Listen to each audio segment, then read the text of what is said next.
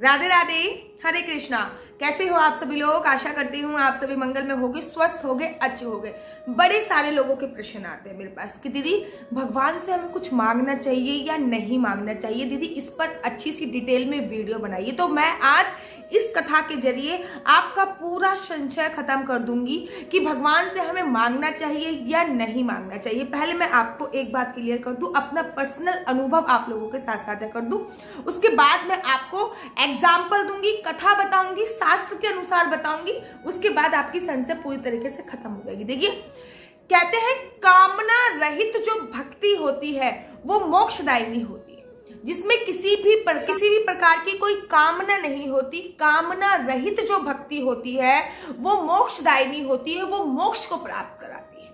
कहते हैं कि कलयुग का भक्त जो होता है ना, कलयुग का जो भक्त है ना, मैं उसके बारे में क्या ही कहूं।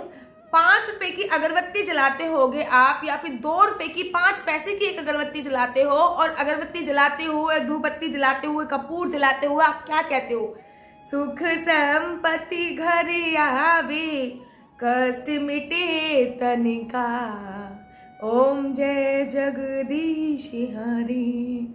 यही बोलते हो ना। मतलब आपने 5 पैसे का कपूर जला दिया, 5 पैसे की धूपबत्ती जला दी, 5 पैसे की आपने आरती कर दी, और क्या मांग लिया भगवान से?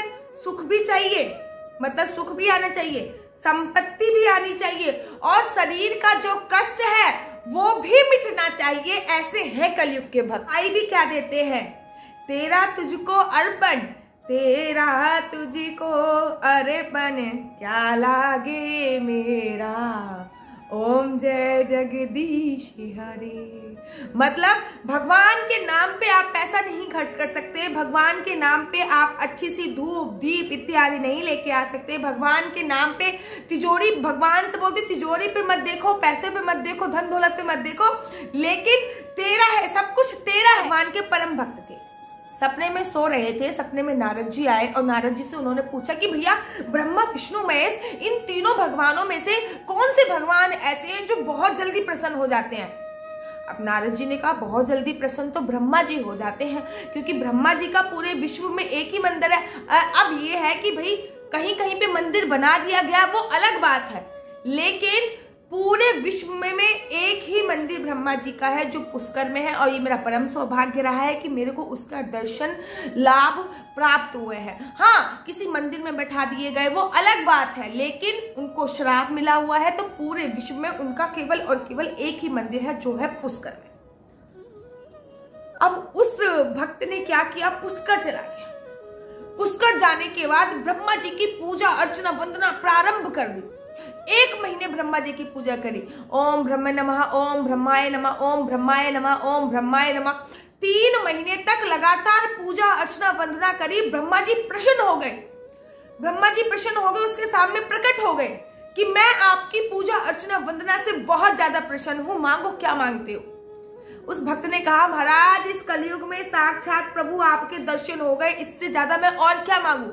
ब्रह्मा जी ने कहा ऐसा कुछ नहीं है, ये नहीं कि भगवान शिव या फिर भगवान विष्णु ही देंगे, मैं भी कुछ दे सकता हूं, मांगो क्या मांगते हो। अब कलयुग के भक्त हैं महाराज, सोच समझिए। उस भक्त ने क्या बोला कि चलो अब आप ज्यादा जिद कर ही रहे हो तो मैं आपसे, ब्रह्मा जी ने बोला ऐसा है 3 महीने आपने तपस्या करी है, 3 महीने आपने मेरी पूजा अर्चना वंदना करी है, तो 3 वरदान मांग लीजिए। उस भक्त ने मना भी करा, लेकिन जब ब्रह्मा जी जिद करने लग गए तो भक्त ने बोला चलो मैं मांग ही लेता हूं। तो पहला वरदान उस भक्त ने मांगा कि मुझे एक बहुत बड़ा सा बंगला दे दो। दूसरा वरदान उसने मांगा कि मेरा बैंक बैलेंस फुल कर दो। पहला वरदान मांगा कि मुझे एक बहुत बड़ा सा बंगला दे दो, उसने कहा, ब्रह्मा जी ने कहा तथास्तु। दूसरा वरदान मांगा कि मेरा बैंक बैलेंस फुल कर दो, ब्रह्मा जी ने कहा तथास्तु। तीसरा वरदान मांगा कि जब भी मैं बुलाऊं तो ये 3 वरदान आपको दोबारा देने पड़ेंगे, ये वरदान दे दो। ब्रह्मा जी ने कहा तथास्तु और अंतर्ध्यान हो गए। अब तो महाराज अपने घर पे चला गया, अनाप शनाप पैसा लूटाने लग गया। अब उसको छींक भी आई,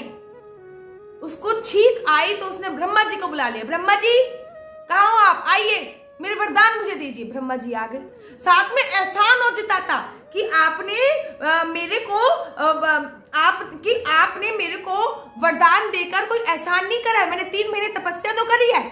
तो चलिए, मैंने आपसे 3 वरदान मांगे थे ना, दीजिए। ब्रह्मा जी से पहला वरदान मांगा कि मेरा सर्दी खांसी जुकाम सही हो जाए। दूसरा वरदान मांगा कि मेरे को हल्का सा बुखार हो रहा है वो सही हो जाए। और तीसरा वरदान, ब्रह्मा जी मुझे ये दे दीजिए कि दोबारा मैं जब भी बुलाऊं तब भी आप 3 वरदान दे दो। अब तो ब्रह्मा जी बड़े परेशान। बच्चे का स्कूल में पढ़ाई में मन नहीं लग रहा, तब उसने बुला लिया। पत्नी मायके चली गई, तब उसने बुला लिया कि ब्रह्मा जी मेरे बच्चे का स्कूल में एडमिशन हो जाए, पढ़ाई में मन लग जाए, एक ये वरदान दीजिए। दूसरा वरदान, मेरी पत्नी रूठ के मायके चली गई है, वो वापस आ जाए, दूसरा वरदान ये दीजिए।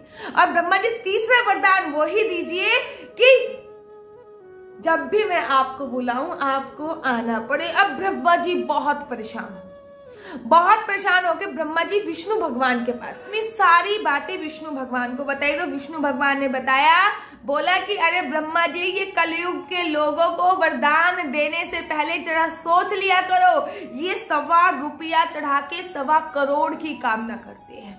अरे ये एक कच्चा सड़ा हुआ केला भी चढ़ा रहे हैं ना, तो सोच लीजिए कि कोई कामना के सहित ही चढ़ा रहे हैं। मैं तो मंदिर में खड़ा रहता हूँ हमेशा कि कोई भक्त मिलने भी आए, लेकिन सब मांगने ही आते हैं। मैं हमेशा कहता हूँ कोई मिलने भी आए, हमेशा मांगने ही आते हैं। ब्रह्मा जी ने कहा, प्रभु मेरे से गलती हो गई, प्रभु मेरे से गलती हो गई, अब तो कोई उपाय बताइए। तो ब्रह्मा जी के कहने पर विष्णु भगवान ने सरस्वती जी को एक कार्य दिया कि अब वो भक्त जब भी कुछ मांगे तब भी उसकी जीवा पर बैठ जाना। जैसे ही उस भक्त ने कुछ मांगा, ब्रह्मा जी को याद किया, ब्रह्मा जी मुझे आपकी जरूरत है, आ जाइए 3 वरदान देने। वैसे ही सरस्वती मैया उनकी जीवा पर आके बैठ गई। पहला वर उस भक्त ने मांगा कि मुझे वैकुंठ की प्राप्ति हो जाए। दूसरा वर उसने मांगा कि मुझे भगवान के चरणों की प्राप्ति हो जाए। और तीसरा वर महाराज, तीसरा वरदान ये मांगा कि मेरी इस संसार से मुक्ति हो जाए। ब्रह्मा जी ने बोल दिया, तथास्तु, चाहे तू भक्ति ले चाहे तू मुक्ति ले, भाई मेरा पीछा छोड़। तब जाकर ब्रह्मा जी का पीछा छूट। कहने का तात्पर्य ये है कि भगवान से भक्ति के बदले में कुछ मांगना, ये हम अपनी नजरों में भगवान को छोटा बनाते हैं। भगवान की पूजा अर्चना वंदना आप इसलिए मत करो कि आपको कुछ चाहिए। जो पूरी दुनिया को देता है उसको अच्छी तरीके से पता है कि आपको कब किस चीज की आवश्यकता है। और एक बात कह दूं आपसे, आप ज्यादा से ज्यादा भगवान से क्या मांगोगे? धन मांग लोगे, दौलत मांग लोगे, शोहरत मांग लोगे, वैकुंठ मांग लोगे, ज्यादा से ज्यादा बच्चे मांग लोगे, शादी मांग लोगे। और हमारी इससे ज्यादा औकात नहीं है मांगने की। लेकिन उनकी क्या है, वो हमें सीधा का सीधा मोक्ष दे सकते हैं। उनसे मांगकर अपने आप को घाटा दे रहे हैं। हमेशा ये बोलिए कि हमेशा मन में ये भाव रखिए कि मुझे क्या चाहिए, मुझे क्या चाहिए ये मुझसे ज्यादा तुझे पता है। जो तू करता है वो हमेशा सही करता है। बेशक मुझे नहीं पता कि आने वाले फ्यूचर में क्या होगा क्या नहीं होगा, लेकिन उनको पता है, इसलिए जो वो करते हैं वो हमेशा अच्छे के लिए ही करते हैं। भक्त प्रहलाद को देख लीजिए। भक्त प्रहलाद से भगवान ने कहा, भक्त प्रहलाद मैं बहुत प्रसन्न हूं, बेटा मांग ले आज तुझे जो मांगना है। भक्त प्रहलाद ने कहा कि प्रभु मुझे कुछ नहीं चाहिए। अरे भगवान ने कहा तुमको मांगने में देरी होगी लेकिन मुझे देने में देरी नहीं होगी। तुम चाहो तो ब्रह्म लोक मांग लो, तुम चाहो तो शिव लोक मांग लो। भगवान शिव और भगवान विष्णु घबराने लग गए, अब तो हमारा लोक गया। लेकिन भक्त प्रहलाद ने कहा हाथ जोड़कर कि हे प्रभु मेरे को बस इतनी भक्ति दीजिए कि मुझे आपसे कभी कुछ मांगना ना पड़े। अगर मांगना पड़े तो वो आपके चरणों की केवल भक्ति हो। क्योंकि भगवान कहते हैं कोई मुझसे धन मांगता है, दौलत मांगता है, मैं आराम से दे देता हूँ। धन मांगता है, कोई दौलत मांगता है, कोई शोहरत मांगता है, बच्चे मांगता है, सास ससुर मांगता है, मैं आराम से दे देता हूँ। लेकिन जब भक्त मुझसे भक्ति मांगता है तो मैं भी कंफ्यूज हो जाता हूँ कि मैं उसको कैसे दूं, क्योंकि भक्ति बहुत सीमित है, ये धन दौलत तो अपार है।